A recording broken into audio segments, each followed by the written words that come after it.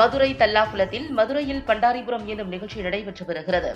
இந்நிகழ்வில் கலந்து கொண்ட அதிமுக முன்னாள் அமைச்சர் RB உதயகுமார் செய்தியாளர்களை சந்தித்து பேசுகையில், தமிழகத்தில் காலியாக உள்ள மாநிலங்களவை இடங்களுக்கான தேர்தல் நடத்துவது குறித்த அறிவிப்பை தேர்தல் ஆணையம் வெளியிட்டுள்ளது.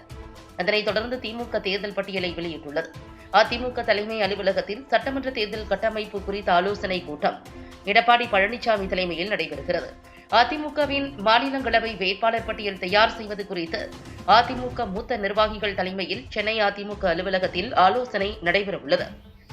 பெண்கள் நாட்டின் கண்கள், அந்த கண்கள் பழுதடைந்தால் நாடு இருளில் மூழ்கிவிடும். அண்ணா பல்கலைக்கழக மாணவி பாலியல் வன்கொடுமை வழக்கு குறித்து விரிவான விசாரணை நடத்த சட்டமன்ற கூட்டத்தொடரில் எடப்பாடி பழனிசாமி சிறப்பு கவனஈர்ப்பு தீர்மானம் கொண்டு வந்தார். இவ்வழக்கில் குற்றவாளியை கைது செய்ய எடப்பாடி பழனிசாமி தொடர்ந்து குரல் கொடுத்து வந்தார். அண்ணா பல்கலைக்கழக மாணவி பாலியல் வன்கொடுமை வழக்கில் நீதி நிலைநாட்டப்பட்டுள்ளது என்பதை தீர்ப்பின் வாயிலாக அறிய முடிகிறது. தமிழகத்தில் பட்டியல் இட முடியாத அளவிற்கு தொடர்ந்து பாலியல் வன்கொடுமை சம்பவங்கள் அரங்கேறி வருகின்றன. மாநிலங்களின் வளர்ச்சிக்காக நிதி ஆயோக் கூட்டம் நடத்தப்படுகிறது. தமிழ்நாடு முதலமைச்சர் மு.க.ஸ்டாலின் 3 ஆண்டுகள் வீரவசனம் பேசி நிதி ஆயோக் கூட்டத்தை புறக்கணித்தார். 3 ஆண்டுகள் நிதி ஆயோக் கூட்டத்தில் கலந்து கொள்ளாமல் தற்போது நடைபெற்ற நிதி ஆயோக் கூட்டத்தில் ஏன் கலந்து கொள்கிறீர்கள் என மக்களுக்கு விளக்க வேண்டும் என எடப்பாடி பழனிசாமி கேள்வி கேட்டால் முதலமைச்சர் பதில் சொல்வதில்லை. ராமன் வில்லிலிருந்து வரும் அம்பை போல தமிழக முதலமைச்சரை நோக்கி எதிர்க்கட்சித் தலைவர் எடப்பாடி பழனிசாமி கேள்வி கணைகளை தொடுத்து வருகிறார். தமிழகத்தில் நிலவும் பிரச்சினைகளை திசை திருப்பும் பணியில் திமுக ஈடுபட்டு வருகிறது. தமிழகத்தில் நிலவும் பிரச்சினைகளை தீர்க்க திமுக முன்வரவில்லை. விளம்பர வெளிச்சத்தில் செயல்படும் திமுக அரசு மக்களை தொடர்ந்து ஏமாற்றி வருகிறது. திமுகவை வீட்டுக்கு அனுப்ப நினைக்கும் ஒத்த கருத்துடைய கட்சிகளுடன் அதிமுக கூட்டணி வைத்து சட்டமன்ற தேர்தலை சந்திக்க உள்ளது. 2026 மக்கள் தீர்ப்பே மகேசன் தீர்ப்பாக அமையும். ரோட் ஷோவில் முதல்வர் நடந்து செல்வது முக்கியமில்லை, மக்கள் தலை நிமிர்ந்து நடக்க வேண்டும். 2026 234 சட்டமன்ற தொகுதிகளில் அதிமுக வெற்றி பெறுவது லட்சியம்.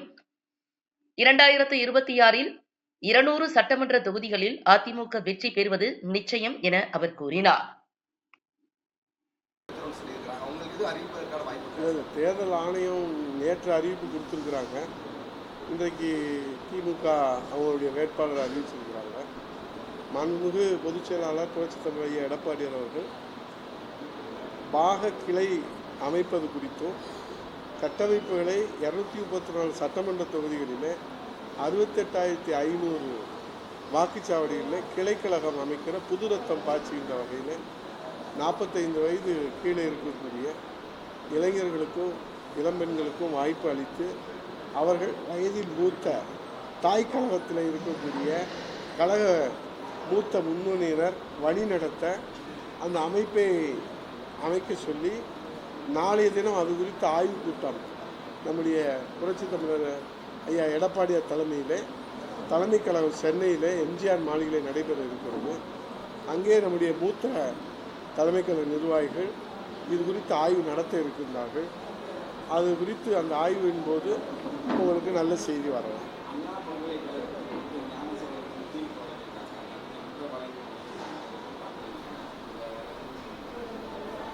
நான் இது ஒரு ஆன்மீக நிகழ்ச்சி என்றாலும் கூட நாட்டுடைய நடப்பை இன்றைக்கு நாம் எண்ணி பார்க்க வேண்டும். பெண்களுக்கு பாதுகாப்பு இல்லை என்பதை நாங்கள் தொடர்ந்து வலியுறுத்தி வருகிறோம். பெண்கள் இந்த நாட்டின் கண்கள். அந்த கண்கள் பழுதடைந்தால் நாடு இருளில் மூழ்கிவிடும். அதைத்தான் மாண்புமிகு எதிர்க்கட்சி தலைவர் அவர்கள் தொடர்ந்து சட்டமன்றத்திலே வலியுறுத்தி வருகிறார். இந்த கூட்டத்தொடரில் இந்த அண்ணா பல்கலைக்கழக அந்த மாணவியினுடைய பாலியல் சம்பவத்தில் சிறப்பு கவன ஈர்ப்பு பேரவை விதி எண் 55 கீழே கொண்டு வந்து இந்த பாதிக்கப்பட்ட மாணவிக்கு நீதி வேண்டும் என்று அரசிடத்தில் கவனத்தில் முன்வைத்து மாண்புமிகு எதிர்க்கட்சி தலைவர் சார்பில் முன்வைக்கப்பட்டது. இந்த அரசு முறையாக அந்த வழக்கை நடத்தி அது பாதிக்கப்பட்டவர்களுக்கு நீதி கிடைக்க வேண்டும், அதே போல் குற்றவாளிகளுக்கு தண்டனை கிடைக்க வேண்டும் என்று முதலாக யார் அந்த சார் என்று இந்தியா முழுவதும் கவனத்தை பெறுகின்ற வகையில் இதற்காக போராடியது பிரதான எதிர்க்கட்சியான அனைத்து இந்திய அண்ணா திராவிட முன்னேற்ற கழகம், மாண்புமிகு எதிர்க்கட்சி தலைவர் அவர்கள். ஆகவே நீதி நிலைநாட்டப்பட்டிருக்கிறது. என்பதைத்தான் இந்த தீர்ப்பை நாம் பார்க்க முடிகிறது. இது இந்த பாலியல் வன்கொடுமை தொடர் அரக்கோணம் சம்பவம், தஞ்சாவூர் கும்பகோணம் சம்பவம் என்றால் பட்டியலிட முடியாத அளவிற்கு தினந்தோறும் பாலியல் வன்கொடுமை என்பது நம்மையெல்லாம் வேதனை உச்சத்தில் ஆழ்த்துவதாக இருக்கிறது. ஆகவே இந்த தீர்ப்பு இன்றைக்கு அந்த மருந்துக்கு புண்ணுக்கு மருந்து போடுகிற ஒரு தீர்ப்பாகத்தான் பார்க்கிறோம்.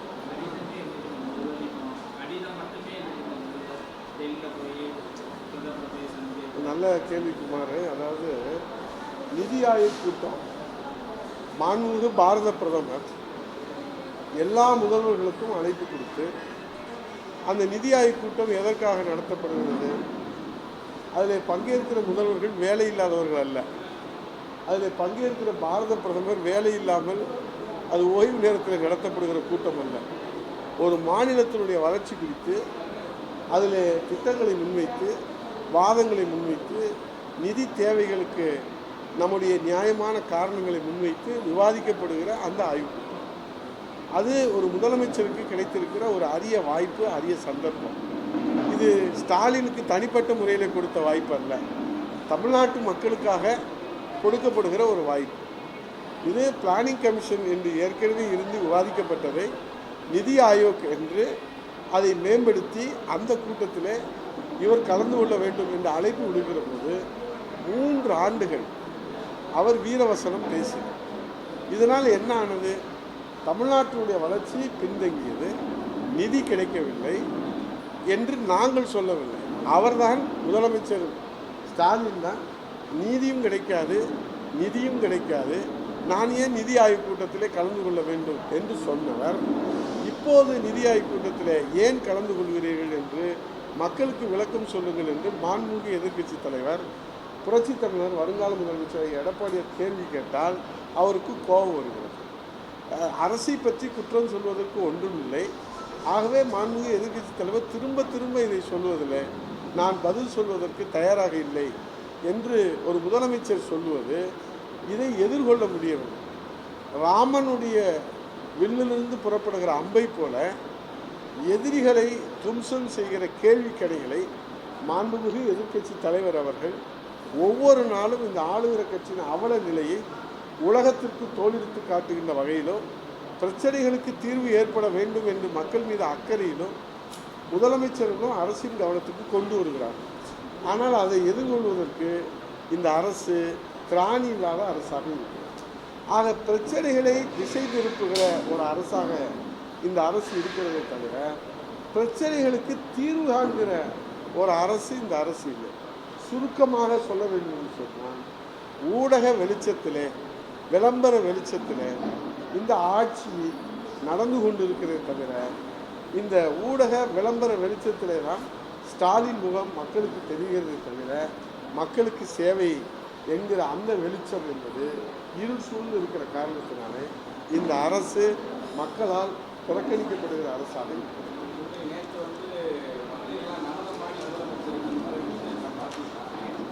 நாட்டில் என்ன நிலைமை இருக்குது, அது அதை பொம்மை முதலமைச்சர்னு எங்கள் மாண்புமிகு எதிர்க்கட்சி தலைவர் சொல்லுவார். இதுதான் நாட்டினுடைய நிலைமை. இது இப்படி இருக்கிறது இல்லை, அவர் குத்தாட்டம் போட்டு கைத்தட்டி இருக்கிறத பார்க்குறதுங்கிறது இதை எப்படி எந்த வார்த்தையால் விவரிக்கிறதுன்னு தெரியல.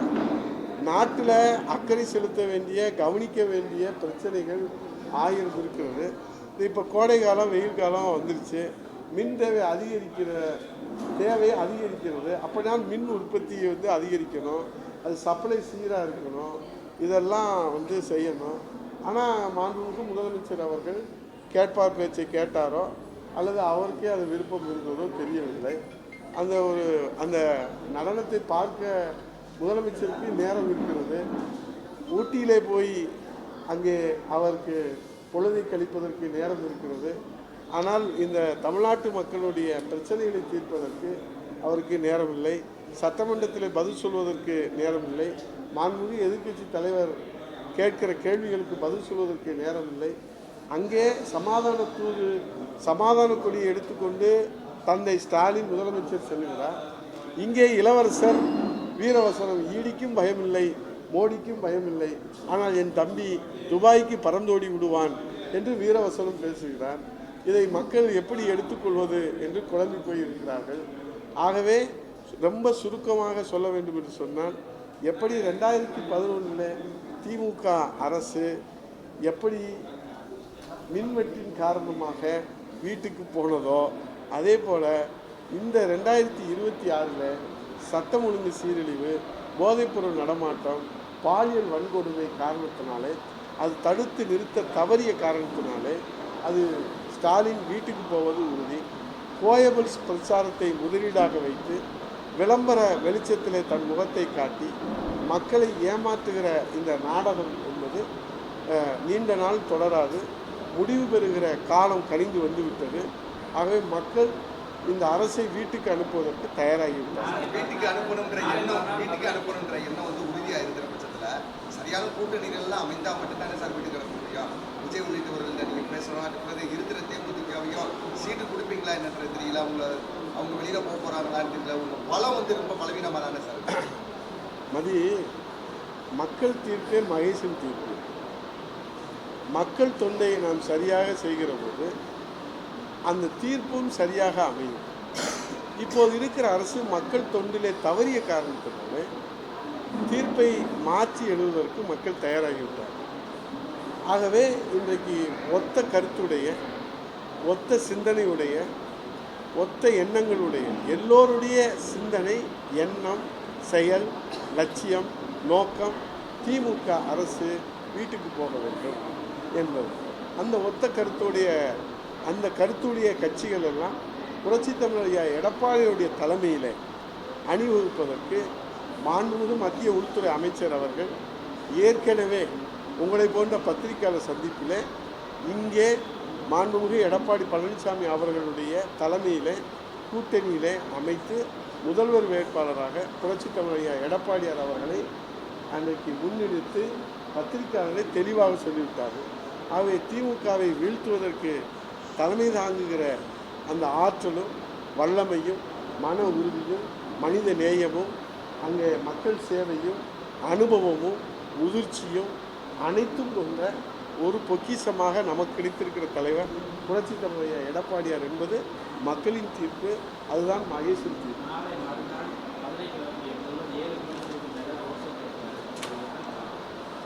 மாண்புமிகு முதலமைச்சர் அவர்கள் நாளை மறுநாள் வந்து நடக்கிற போது ரோட்டில் இருக்கிற பள்ளம் மேடை பார்த்து கொஞ்சம் நடக்கணும்.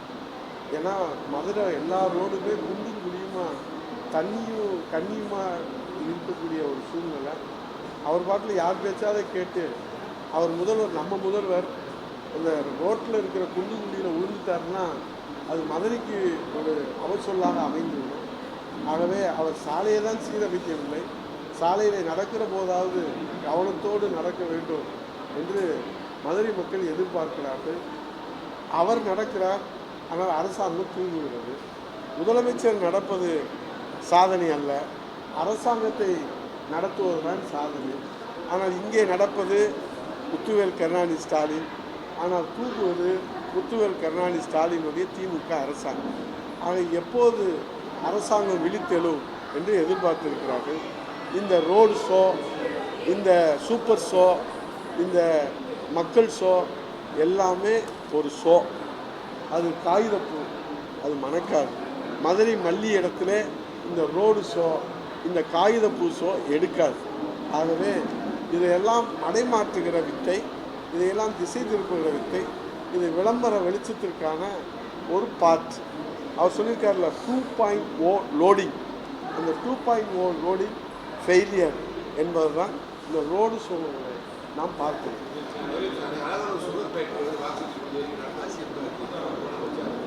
தலைவர் ஒரு வாக்கும் இல்லை, 525 வாக்கு இல்லை. நீட் தேர்விலிருந்து, திருமங்கலம் டோல்கேட்டிலிருந்து, சர்க்கரை ஆலையிலிருந்து இங்கே இருக்கிற அத்தனை வாக்குறுதிகளும் காற்றுமே பறக்கிறது. அது எப்போது செயல்பாட்டுக்கு வருவீங்க? நீங்கள் தான் நாளை கழித்து வர்றாருல முதலமைச்சர், நீங்கள்லாம் ஊடக நண்பர், சீனியர் ஊடக நண்பர்கள் இருக்கிறீங்க, அவர்கிட்ட கேளுங்க. குண்டும் குழியுமா இருக்கிற சாலை மதுரைக்கு மாண்புமிகு எதிர்க்கட்சி தலைவர் புரட்சித் தமிழர் ஐயா எடப்பாடியார் எய்ம்ஸ் மருத்துவமனை கொண்டு வந்தார். 40 ஆண்டு கால குடிநீர் பிரச்சனை தீர்ப்பதற்கு லோயர் கேம்பிலிருந்து குடிநீர் அங்கே கூட்டுக்குடிய திட்டம் கொண்டு வந்தார். வைகை நதியை பாதுகாப்பதற்கு வைகை நதி பாதுகாப்பு சாலை திட்டம் கொண்டு வந்து போக்குவரத்து நெரிசலை குறைச்சாரு. சுற்றுச்சாலை அமைத்து கொடுத்தாரு. 27 பேலூர்லேருந்து கப்பலூர் வரை 27 கிலோமீட்டர் இருக்கக்கூடிய அந்த சுற்றுச்சாலையை 4 வழிச்சாலையாக மாற்றினார். இப்போ நம்ம பேசிக்கிட்டு இருக்க லட்சுமி சுந்தர ஹாலுக்கு பக்கத்தில் இந்த 1000 கோடியில் பறக்கும் சாலை அமைத்து கொடுத்தாரு. திருமங்கலத்திலிருந்து கொல்லம் வரை 4 வழி சாலை அமைத்து கொடுத்தாரு. எய்ம்ஸ் மருத்துவமனை அமைத்து கொடுத்தாரு. ராஜாஜி மருத்துவமனையில் நவீன சிகிச்சை மல்டி ஸ்பெஷாலிட்டி அந்த கட்டிடம் கட்டி கொடுத்தாரு. அதே போல் இப்போ ஆப்ரேஷன் மாடர்ன் ஆப்ரேஷன் தியேட்டரோட இப்போ கட்டி கொடுத்துருக்கிறாரு. இதெல்லாம் மாண்புமிகு எதிர்க்கட்சி தலைவர் புரட்சி தமிழ் எடப்பாடியார் முதலமைச்சராக இருக்கிற போது செய்த சாதனைகள். இது எல்லாம் உங்களுக்கு தெரிஞ்ச விஷயம், புதிய விஷயம் இல்லை. ஆனால் வர்ற முதலமைச்சர்கிட்ட கேட்டிங்கன்னா அவர் 2 சொல்லுவார். ஒன்று அவங்க அப்பா பேரில் இருக்கிற நூலகம், இன்னொன்று அவங்க அப்பா பேரில் இருக்கிற ஜல்லிக்கட்டு. அந்த ஜல்லிக்கட்டு என்பது வாடிவாசலுக்கு இது வரைக்கும் யார் பெயர் சூட்டதில்லை. மன்னர் காலத்திலிருந்து அலங்காநல்லூர் ஜல்லிக்கட்டு, அவனியாபுரம் ஜல்லிக்கட்டு, அந்த மண்ணின் வாசனையோடு பாலமேடு ஜல்லிக்கட்டு, கரடிக்கல் ஜல்லிக்கட்டு, உசுலமெட்டி ஜல்லிக்கட்டு இருந்ததை மாற்றிட்டு இப்போ எங்கள் அப்பா கருணாநிதி ஜல்லிக்கட்டுன்னு வச்சது தான் வர்ற முதலமைச்சர் முத்துவேல் கருணாநிதி ஸ்டாலினுடைய சாதனை. ஜல்லிக்கட்டுக்கே பேர் வச்சவங்க இது ஒரு மல்லுக்கட்டாக தான் இந்த நாட்டில் இருக்குது என்பதை வர்ற முதலமைச்சர்கிட்ட ஒரு கேள்வி கேளுங்க. நீங்கள் ரோடு இப்படி இருக்குது, ரோட்டில் ஒரு மல்லுக்கட்டு, நீங்கள் ஏன் ஜல்லிக்கட்டுக்கு பேர் வச்சிக்க அப்படின்னு கேளுங்க. ஏன்னா அது ஐபிஎல் மேட்ச் அல்ல, அது மண் வாசனையோட குலதெய்வம் இஷ்ட தெய்வத்தை வணங்கி நாம் நடத்துகிற அந்த மண் வாசனை வந்து பாரம்பரியமாக மன்னர் காலத்தில் இருந்து. இப்போ நம்ம சொர்க்காம்பட்டி இருக்குல்ல, உங்களுக்கு திருமங்கலம் அவர் மண்ணின் மைந்தர் அவர் தெரியுமில்ல, அங்கே ஜல்லிக்கட்டு காலை அடக்குன அந்த உயிரிழந்த வீரருடைய சிலை இருக்குது, கோயில் இருக்குது. அந்த காலத்திலிருந்து நீங்கள் கூட அதை ஆர்டிக்கல் எடுத்து போட்டீங்கன்னு நினைக்கிறேன் நான். அப்போல்லாம் பேர் வைக்காதவங்கெல்லாம் இப்போ எப்படி பேர் வைக்கிறாங்க, அதை கொஞ்சம் நீங்கள் சிந்திச்சு கேள்வி கேளுங்க. அவங்க உரைக்கிற மாதிரி கேள்வி கேளுங்க. மக்களுக்கு ஏதாவது நன்மை கிடைக்கும். இந்த மதுரை மக்கள் இன்றைக்கு அல்லோலப்பட்டு கொண்டிருக்கிறார்கள். இதிலே 10 தொகுதி அவங்களுக்கு சொல்கிறாங்க. 2011 எப்படி 10 தொகுதி அனைத்து இந்திய அண்ணா திராவிட முன்னேற்ற கழகம் வென்றதோ அதே போல் 2026 புரட்சி தமிழ் எடப்பாடியார், புரட்சி தமிழ் இதய அம்மா அவர்கள் உலக தமிழ்ச் சங்கத்தை அமைத்து இங்கே எப்படி நமக்கு ஒரு தமிழ் அந்த கம்பீரத்தை உயர்ந்து நிற்பதில் கொடுத்தார்களோ, உலகத்தமிழ் மாநாடை நடத்தி காட்டினார் புரட்சி தலைவர். அம்மா 8வது உலகத்தமிழ் நாடு பஞ்சனை நடத்தி காட்டினார். அதன் அடையாளமாக உலக தமிழ்ச்சங்கம் அமைந்திருக்கிறது. இப்படி தமிழுக்காகவும் தமிழ் மக்களுக்காகவும் தமிழ் இனத்திற்காகவும் அம்மா அவர்கள் பல வரலாற்று சாதனை கொடுத்தார்கள். புரட்சி தலைவரும் சாதனை கொடுத்தார்கள். மதுரையை மையமாக வைத்து வளர்ச்சி திட்டங்கள் கொடுக்கப்பட்டது. இப்போது மதுரை வளரவில்லை, ஆனால் யார் வளர்ந்திருக்கிறார்கள் என்று உங்களுக்கே வெளிச்சம். 2026 சட்டமன்ற தேர்தலில் திமுக கூட்டணி 200 சட்டமன்ற தொகுதியில் எடுத்து ஆட்சி அமைக்கணும்னு சொல்லியிருக்காங்க. அதிமுக கூட்டணி வந்து எத்தனை இடங்களை எடுத்து இலக்காண்டது? நாங்கள் என்னென்னா தொண்டர்களுடைய கோஷமாக 234 வெல்வது எங்களுடைய லட்சியமாக இருந்தாலும் 200 சட்டமன்ற தொகுதியின் மேலே வெல்வது நிச்சயம். பேரறிஞர் அண்ணாவுடைய வழியிலே இருவரும் தெய்வங்களான புரட்சித் தலைவர் எம்ஜிஆர், புரட்சித் தலைவர் அம்மா. இப்போ அவங்க சொல்கிறது 543 கூட சொல்லிக்கலாம். அதில் ஒன்று சொல்கிறது ஒன்றும் இது இல்லை. இப்போ மக்கள் கடும் கோபத்தில் இருக்காங்க. ஒன்று சொல்கிறேன், சட்டமன்ற கூட்டத்தொடர் நடந்து கொண்டு இருக்கிற போதே தன்னுடைய அமைச்சரவை சகாக்களை காப்பாற்ற முடியாமல் நீதிமன்றத்தினுடைய அழுத்தத்தின் காரணமாக 2 அமைச்சர்கள் ஊழல் குற்றச்சாட்டில் அங்கே பதவி இழந்த வரலாறு ஸ்டாலின் திமுக அரசுக்கு கிடைத்திருக்கு. இது மிகப்பெரிய விருது இந்த அரசுக்கு நீதிமன்றம் கொடுத்திருக்கிற விருது. இதை மறைக்கிறதுக்காக நான் என்ன சொல்கிறேன், தன்னுடைய அமைச்சர் சகாக்கள்னால் ஒரு கூட்டு பொறுப்பு. அப்போ நீதிமன்றத்தின் அழுத்தத்தில் அவங்க பதவி போகுதுன்னா நான் கேட்குறேன், 26 வயசுள்ள ஒரு பையன் 2 வருஷத்துக்கு முன்னாடி கோடம்பாக்கத்தில் வாய்ப்பு கேட்டு அங்கே பகுதியில் விரட்டி அடிக்கப்படுறாங்க. அவருக்கு கருணாநிதி குடும்பத்தில் ஒரு சம்பந்தம் கிடைக்குது. உதயநிதி ஸ்டாலின் நட்பின் மூலமாக ஒரு சம்பந்தம் கிடைக்கிது. மூக்கா முத்து அவருடைய மகள் வழி பேத்தியை திருமணம் முடிக்கிறார். அந்த திருமணம் முடித்த நாள்லேருந்து உதயநிதியினுடைய நட்பு வட்டாரத்தில் இருக்கிற காரணத்தினால 1000 கோடி சினிமா துறையில் அவங்க முதலீடு செய்கிறாங்க. இப்போ ரெட் ஜெயின் மூவிஸ் எல்லாத்துக்குமே தெரியும், டான் பிக்சர்ஸ் யாருக்குமே தெரியாது. அந்த ரெட் ஜெயின் மூவிஸு வெளியிடுவாங்க, டான் பிக்சர்ஸ் தயாரிப்பாங்க. அந்த பையன் பேர் என்ன தெரியுமா? 26 வயசு, 2 வருஷத்தில் 1000 கோடி டான் பிக்சர்ஸ். அவர் பேர் ஆகாஷ் பாஸ்கரன். அவருக்கு கிடைச்ச யோகம் மாதிரி யாருக்குமே கிடைக்காது.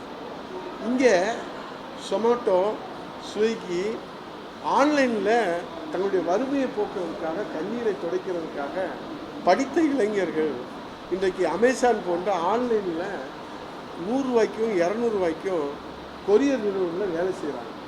ஆனால் அதே ஒத்த வயதுடைய ஒரு ஆகாஷ் பாஸ்கரன் கருணாநிதி குடும்பத்தின் உறுப்பினர் என்கிற அந்தஸ்து கிடைத்தவுடன் 1000 கோடிக்கு அதிபதி ஆகிற அதிர்ஷ்டசாலி என்று சொன்னால் இதை நாம் எங்கே போய் முறையிடுவது? எங்கே ஜனநாயகம் இருக்கிறது? அதனால்தான் மாண்புமிகு எதிர்க்கட்சி தலைவர் வருங்கால முதலமைச்சர் ஐயா எடப்பாடியார் சொன்னார், மன்னராட்சி ஒழிக்கப்பட வேண்டும், குடும்ப வாரிசு அரசியல் ஒழிக்கப்பட வேண்டும், ஜனநாயகம் மலர வேண்டும், அண்ணாதிராவிட முன்னேற்ற கழகம் வெற்றி பெற வேண்டும். நீங்களே ஊடக நண்பர்களே சிந்திச்சு பாருங்க. இன்னொரு தம்பி இருக்காரு ரத்தேஷ்.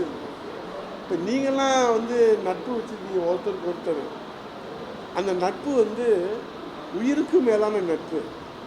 ஒவ்வொருத்தருக்கும் உயிருக்கு மேலான நட்பு வச்சுருக்கீங்க. ஆனால் உதயநிதி நட்பு வச்சுருக்கார் ரத்தேஷ்.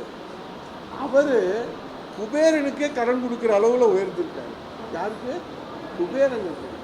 அவர் திருப்பதி ஏழுமலை வந்திருக்காரு பாருங்க, அவருக்கு கடன் கொடுக்குறவரும் குபேரர். இது இதிகாசத்தில் இருக்குது, நம்பிக்கை இருக்கிறவங்களுக்கு இருக்குது. ஆனால் அந்த குபேரனுக்கே கடன் கொடுக்குற அளவுக்கு ரத்தேஷ் வளர்ந்துருக்காரு. அவர் யாருன்னா உதயநிதியோட நண்பர். அப்போ உதயநிதி நண்பராக இருந்தால் மட்டும்தான் தமிழ்நாட்டில் வாழ முடியும்னா, அவருடைய நட்பு வட்டாரத்திலிருந்து தான் வாழ முடியும்னா, இது யார் செய்த பாவம், யார் செய்த கோலம்? இது வாரிசு அரசியல் செய்கிற பாவம், இது குடும்ப அரசியல் செய்கிற பாவம்.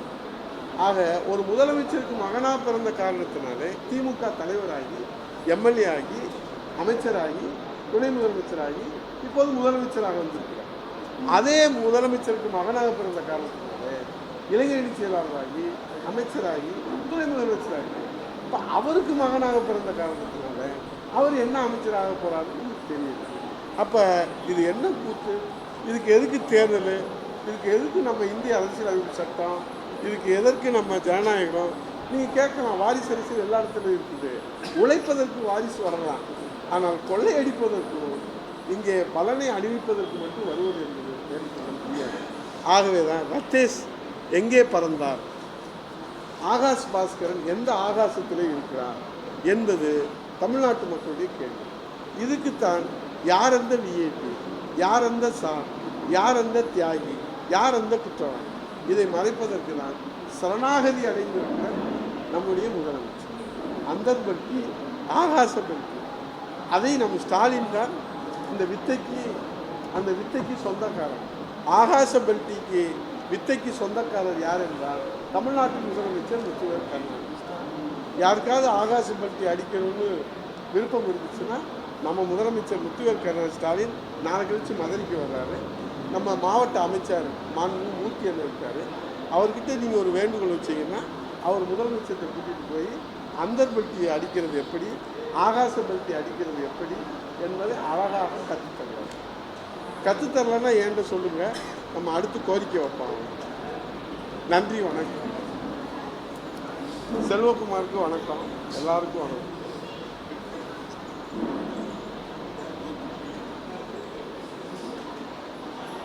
அதனால தான் சொல்கிறோம்.